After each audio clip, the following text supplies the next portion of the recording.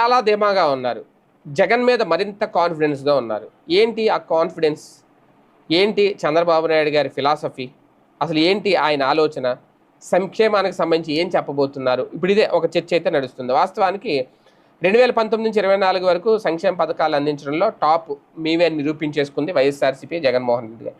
అయితే ఇప్పుడు తాజాగా చంద్రబాబు గారు ఒక పద్ధతి ప్రకారమే ముందుకు సాగుతున్నారు ఒక రకంగా.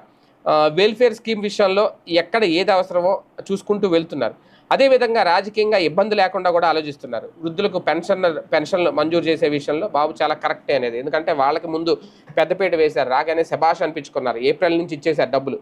పెంచిన పెరిగిన రూ. 1000 కూడా 4000 మొత్తం ఇచ్చేశారు.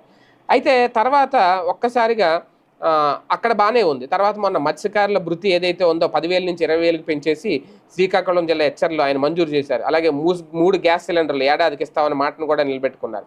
కానీ ఉచిత బస్సు మహిళల కోసం